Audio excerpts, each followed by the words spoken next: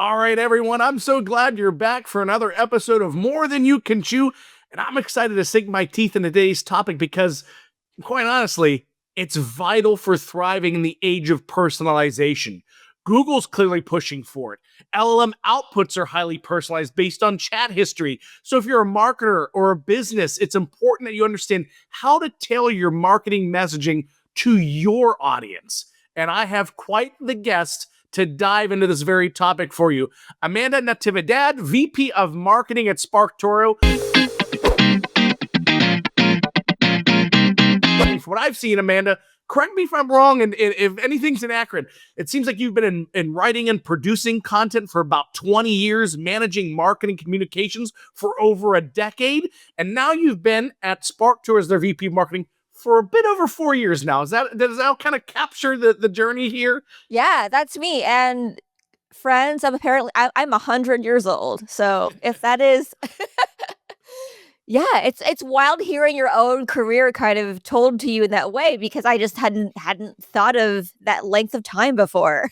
Yeah, I believe I feel you. Like I said, I've not had a linear career. I've had multiple lives of professional working careers. So I feel you on that as well. Well, welcome to More Than You Can Chew. So I'm glad, I'm very, very grateful you're spending some time with us. So let's get into it and take that bite. So, I've recently been talking about the necessity to go beyond just keyword research and research tools, right?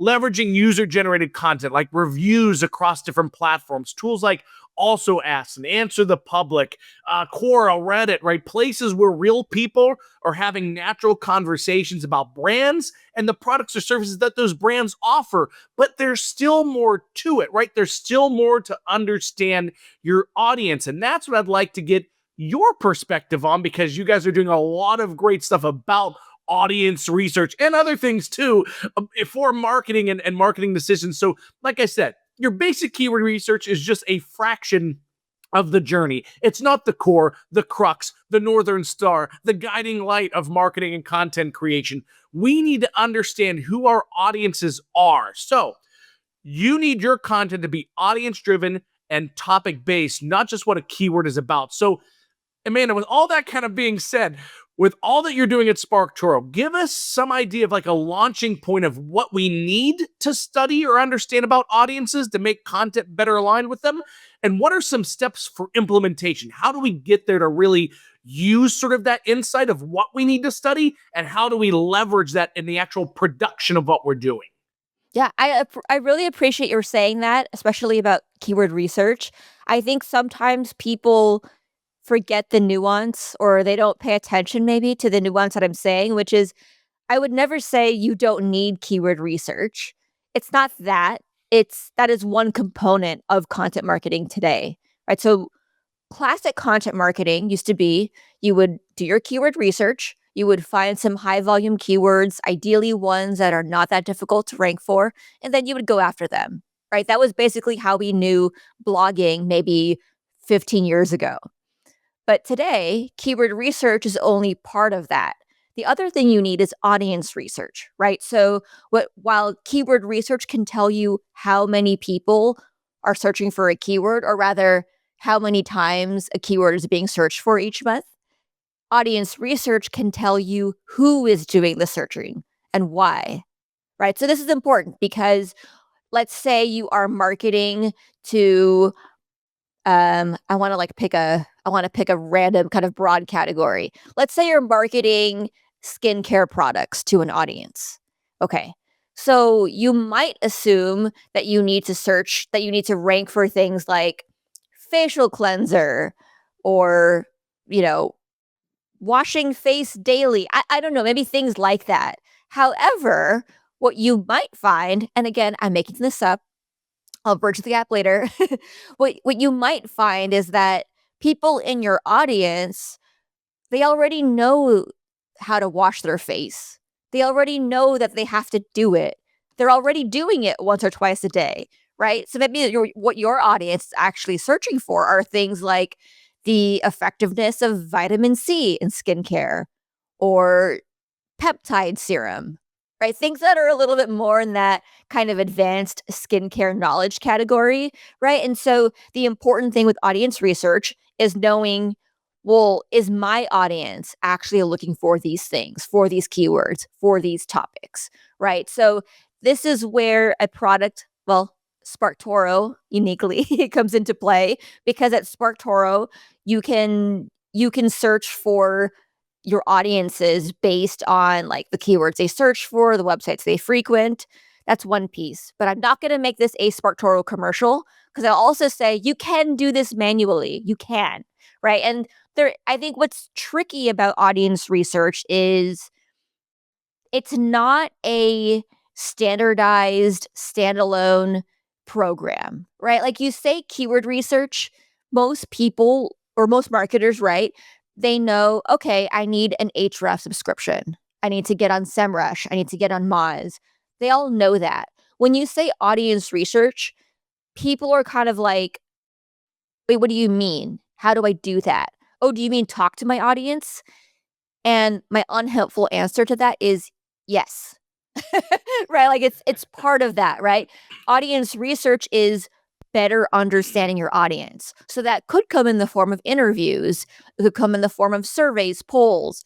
Now, a problem with surveys is that, there's a difference between what people actually do and what they say they do. So you run into that issue. Another example of audience research, another way to do it is social listening, right? These are all components of audience research. So my point is, and I'll stop in a sec.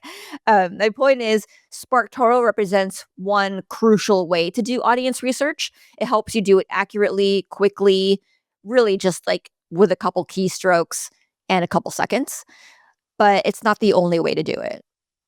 Great. So to jump off from that launching motive, now we know we kind of what we need to sort of understand about the audience. So what's the implementation like when we're talking about using a tool like SparkToro, doing it manually, and are we looking for consumer sentiment, use cases, objections, concerns? Like what are we looking for to be able to form that marketing message? What are like the insights we're trying to glean, whether it's SparkToro or manual research? Yeah, it's a really good question. So basically, it's you want to better understand your audience so that you can better sell to them, right? So think about the things like what influences your audience? Where do they spend time? Where do they hang out online? What are the things they're searching for? What social networks do they use and who do they follow? Right? Those are all things that you need to answer or you need to know the answers to when you're doing audience research. Those are the things that you need to find.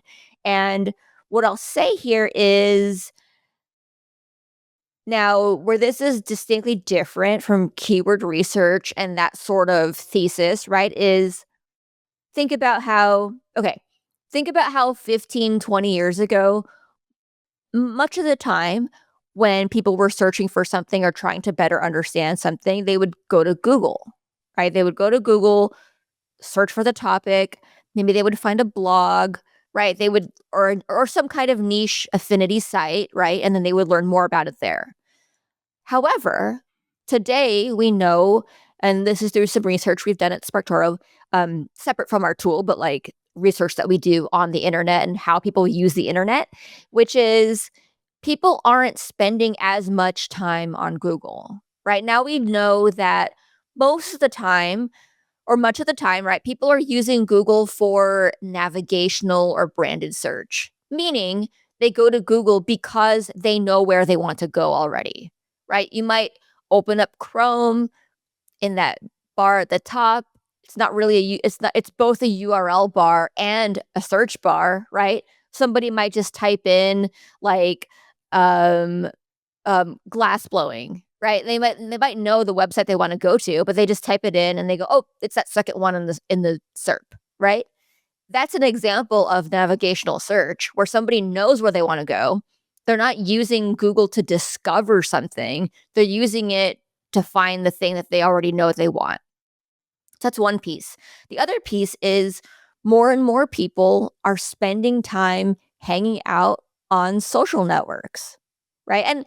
And look, there are people who say that they're using TikTok or Instagram to replace Google search, right? And it makes sense depending on the type of search you're thinking of, because let's say, and this is something I often look up, hair tutorials, right? Like I'm often searching for like, how do I do this certain kind of wavy hairstyle? Okay, whatever. I could Google that, but I know that if I Google that, I'm going to get some weird, unhelpful AI overview. I'm going to get a bunch of CPC ads, right? And probably get like the, uh, probably top in the SERP is going to be like Sephora.com or something like that, where it's like, I don't need to go to a makeup website when I'm trying to find a hair tutorial, right? I might, and I have, instead go to Instagram and just be like, I just need someone to show me a reel on how to do this. I need someone to show me a TikTok. I just need to see this like 30-second video clip and I'm good. And I know I'm not going to get an ad, or if it's an ad, it's going to be sponsored content. That's a whole separate beast, right? So, like, these are ways that your audience is getting influenced. So I'm going to say, if someone is trying to market a hair care product to me, perhaps the worst way that they would go about it is to start a hair blog and have a bunch of posts about, like, you know, how to wash hair, right? The best thing that they could do is go to a social network that I'm already likely to be on and create a bunch of content that's educational, right? Or interesting related to the product that I would fathomably purchase. Great. So I realized I kind of went about my question the wrong way. Is that, we're discovering, be found where demand exists. What we're doing is we're discovering where they're being influenced, how they're engaging, and then that's where we can address their use cases, objections, concerns about products or services or needs based on where they're most highly engaged. So that's great. I love that. I love that. So, SparkToro is a great tool. I love all of the different sort of insights you guys are providing, whether it's, use of LLMs and, and Google and everything else. You guys are doing a lot of great stuff over there. So, any last thoughts, tips, insights about audience research that you'd want to share, any sort of through your progress in this role, like any sort of pitfalls you've identified of, like, any sort of ways to overcome obstacles in this whole process, like any sort of concluding thought to really give someone the best foot forward to being able to launch this effort and better understanding their audiences? Yeah. So something you can do, like, just to take this first step forward in audience research, is if you know a social network that your audience is using. So let's say you're serving a B2B audience, most likely your audience is on LinkedIn. If you have more of a consumer facing audience, I'm going to say most likely your audience is on Instagram. Now, of course, they could be on Threads, Facebook, Twitter, X, whatever. Let's just say, for the sake of these next steps, it's kind of just Instagram or LinkedIn. Okay, B2B audience, make yourself a saved LinkedIn search. Why? Because it will help you to curate yourself a list of people that represents your audience, right? Maybe it's 10, 20, 30, 40 people, however many people there are, so that you can essentially create a custom news feed for yourself that represents what your audience is doing, listening to, talking about online. And a way to do this, it's really easy to do. Just go to LinkedIn, type anything into the LinkedIn search bar, just type in like a friend's name, whatever, hit enter. Now you are in the LinkedIn advanced search tab. So from here, what you can do is, you'll see at the top, there are different filters or chips. Change each filter to things like posts so that you could see posts by people. Maybe it's over the past week. And then I think the third or fourth filter is going to be member. So the specific people. That is where you can type in people's names and then use a checkbox to select them. Oh, And then in the end, you're going to get this curated feed. So just literally use the bookmark feature, bookmark this URL and keep coming back to it, right? Because this is going to be your special feed that represents your B2B audience. Now, how to do this on Instagram. For Instagram, what you should do if you have this more consumer facing audience or whatever, your audience is on Instagram, create a separate Instagram account So this is going to be your Finsta, your fake Instagram account, which is really just going to be where you do your audience research, right? Because the reason you need a separate account is so that it doesn't mess up, like it doesn't interfere with your existing personal account, right? Because what Instagram is going to do is it's going to try to algorithmically serve up content that you are going to be most likely to engage with. So if you are curating an audience, or if you're following people on Instagram on this Finsta account, if you're following people who represent your audience, so I don't know, 30, 50 people, right? Then you're going to see their behaviors, what they talk about, what they interact with, and it's going to influence your explore tab. So now that is going to be your curated sort of account or feed for how you best keep up with your audience. So in either scenario, Instagram or LinkedIn, now you have the carefully curated places where your audience is engaged, and it's a way for you to do social listening in a way that isn't brand centric. Right, because now you're seeing what your audience is talking about online. And this is how you're going to know the things that are top of mind for them. You're going to learn how they describe their pain points or their problems, and all these things that are going to help you create better content marketing campaigns, right? Create more resonant content in general, or even just help you do better copywriting. Great.